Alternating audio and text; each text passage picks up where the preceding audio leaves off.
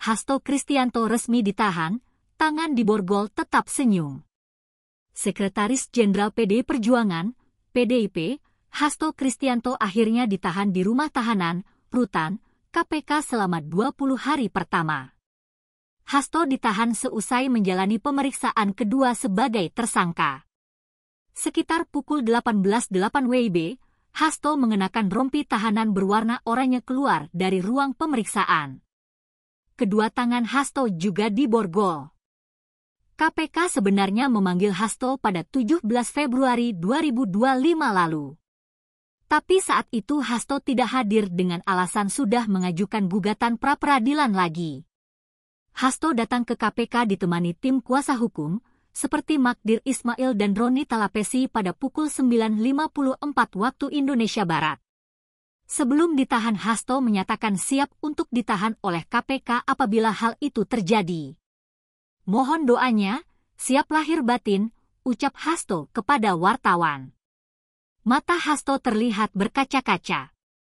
Kasus yang menjerat Hasto berawal dari operasi tangkap tangan, OTT, pada tahun 2020 lalu. KPK menetapkan Komisioner KPU, Wahyu Setiawan, orang kepercayaan Wahyu Setiawan, Agustiani Tio, pihak swasta bernama Saiful dan Harun Masiku selaku caleg PDI Perjuangan pada pemilihan legislatif 2019. Wahyu, Agustiani, dan Saiful telah menjalani proses hukum hingga divonis bersalah oleh pengadilan. Wahyu dinyatakan bersalah menerima suap sekitar 600 juta rupiah agar mengupayakan Harun Masiku menjadi anggota DPR lewat PAW. Sementara itu, Harun Masiku masih menjadi buron. Pada akhir 2024, KPK menetapkan Sekjen PDIP Hasto serta pengacara bernama Donitri Istiqomah sebagai tersangka baru.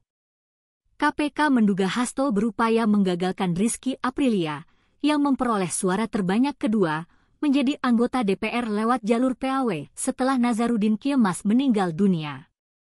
KPK menyebutkan Hasto diduga minta KPU segera melaksanakan putusan MA berkaitan dengan PAW agar Harun Masiku bisa masuk DPR.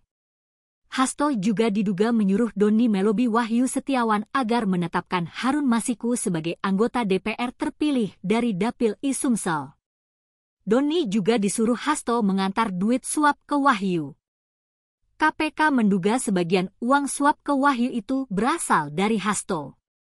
Selain itu, Hasto diduga berupaya merintangi penyidikan Harun Masiku. Hasto diduga memerintahkan Harun Masiku merendam handphone sebelum kabur.